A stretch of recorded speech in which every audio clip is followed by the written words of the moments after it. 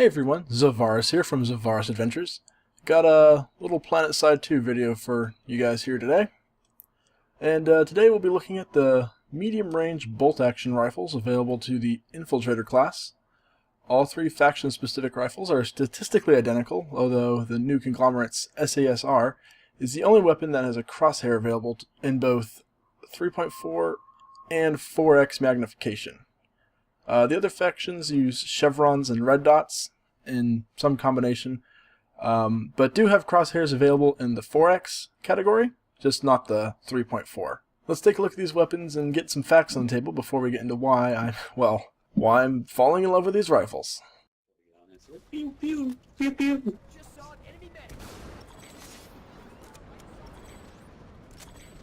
Oh good, thank you. I need ammo pretty bad. But I just wanted to show you how far I was shooting people with. Killing people. Enemy medic spotted.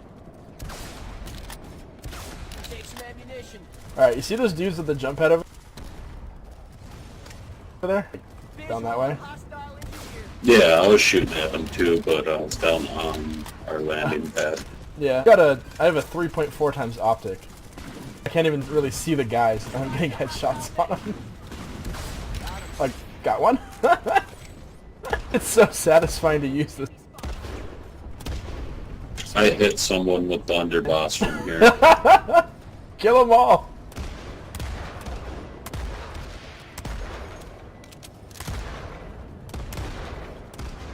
I have no idea. Oh god, I did too! Imagine if you killed someone.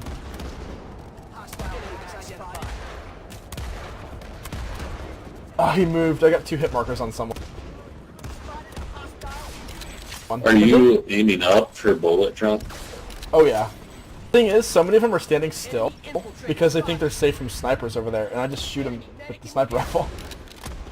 Some of them are wiggling around now, but there's quite a few ones that are just sitting there. Oh, I just got rocketed. Nice shot, Mr. Super Mega Warrior. The new conglomerate has access to the SAS-R, the Vanu Sovereignty has access to the Ghost, and the Terran Republic uses the TSAR-42.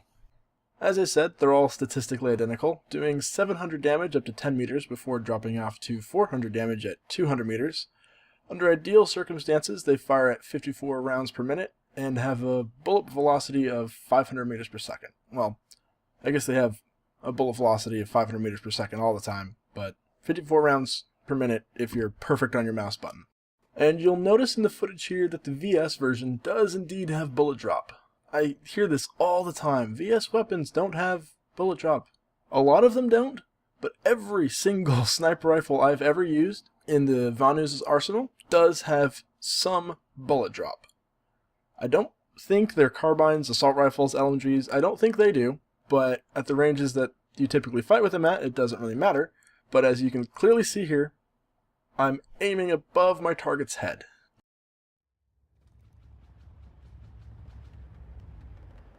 Spotted a hostile medic.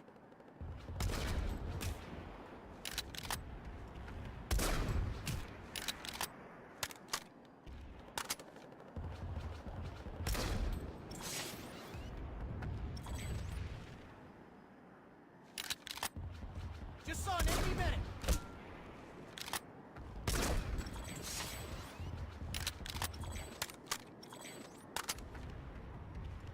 Spotted a hostile medic.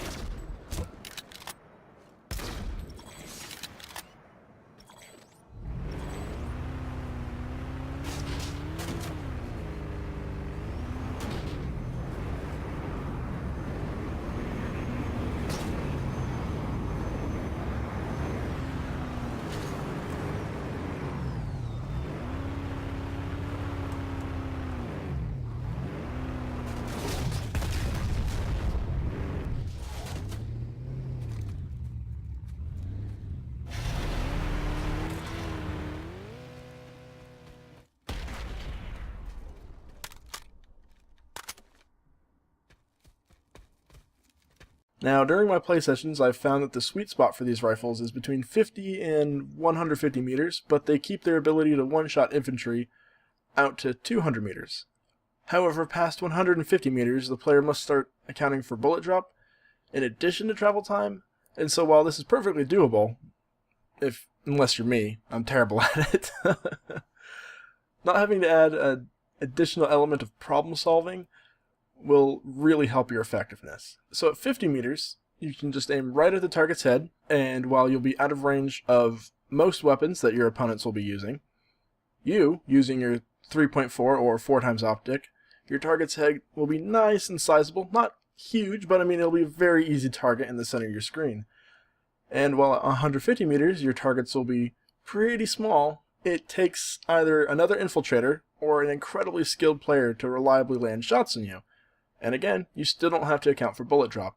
And again, there's still one-hit kills if you hit him in the head. Now, Nano Weave, and particularly the heavy overshield, will adjust this, the one-shot headshots, but thankfully, thanks to that 1.1 second chamber time, you can easily follow up with a second shot immediately after the first.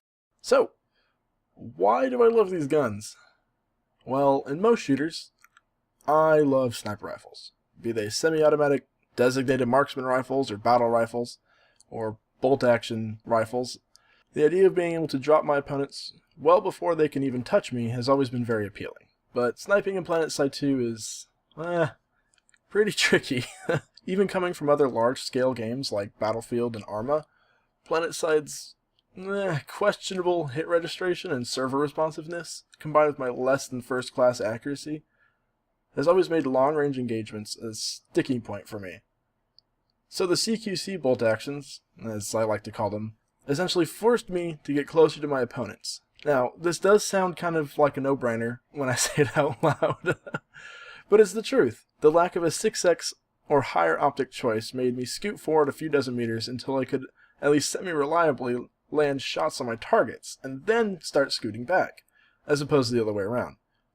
This, coupled with their really fast chamber time of 1.1 seconds, means that even if I miss, which still happens a lot, I can quickly follow up with another shot.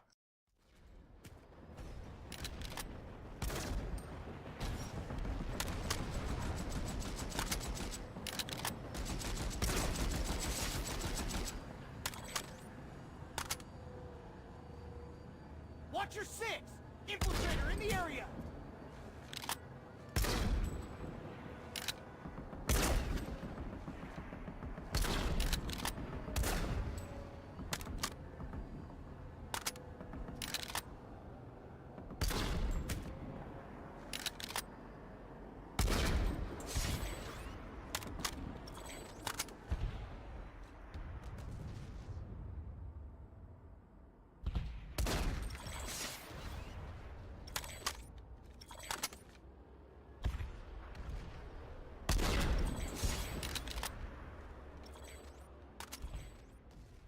Now, let's take a look at some weapon-specific strategies. When you run this loadout, there are two main attachments you're going to want to have equipped: the straight pull bolt and the 3.4 or 4x optic, whichever you prefer. I prefer the 3.4 times sight for the New Conglomerate with the crosshairs, or the 4x with the Terran Republic and Vanu Sovereignty, again with the crosshairs. The straight pull bolt will let you take full advantage of this weapon's high rate of fire because instant your weapon is capable of rechambering around, it will do so. You don't have to time your clicks, you don't have to double tap your mouse, you don't have to unzoom. It will simply just shove a new round into the chamber. And backing up a bit, it's not to say that you can't be effective with the iron sights, the 1x sights, or the 2x sights. They just put you a little too close to the action. In fact, you can have a lot of really fun and intense moments being an aggressive infiltrator, up close, in people's face, nailing headshot after headshot. However, that is in no way me. I'm sure some people can do it. However, the average player is going to want to take a few steps back from the action and put themselves in that 50 to 150 meter range. Your standard CQC sight will obscure your target's head at these distances, making it very difficult to reliably land those one-hit kills.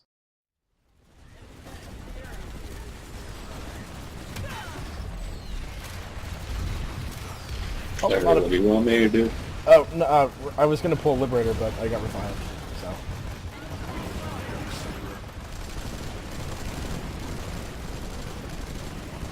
Dude, this next badge for this gun is like crazy. Yeah, like 1,160 kills. 40 or something, yeah. And probably the biggest piece of advice I can give newer players is to relax and be patient. This is where I have the most trouble. I uncloak, I get really antsy, afraid I'm going to get counter-sniped or spotted or whatever, and I take a shot that I'm not sure I can hit. Particularly when I've got a flank off and I'm behind a bunch of people. You know, it's exciting. So my biggest problem, and what I'm working on the most, is taking a breath, relaxing, and only going for the shots I'm pretty sure I can land. And once I can reliably land the easier targets, I can start stepping up my game to hit the ones who are running around, who are zigzagging, and what have you.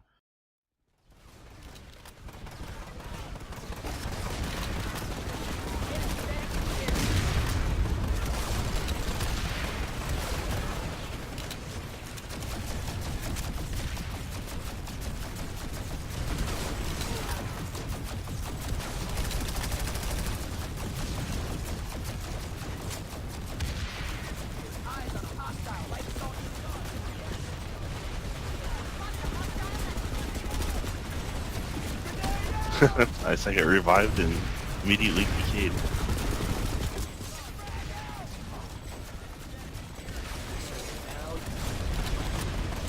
Nice little EMP grenade right there.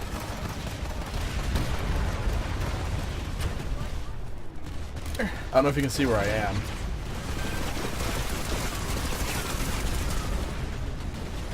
Oh yeah, way up there. So yeah, there you have it folks, my first weapon impressions video. I hope you enjoyed. And if you're interested, I have links down below for Twitter, Twitch, and Facebook, if you're interested in following me on there. I stream mostly every Tuesday and Thursdays around 7 p.m. Arizona time, that is -7 GMT, no daylight savings. However, due to family and school and work and all that, sometimes I have to miss it, but I try and post an update on Twitter, letting you know about 2 hours in advance if I'm going to make it or not. So yeah, if you enjoyed, don't forget to subscribe, and as always, thanks for watching.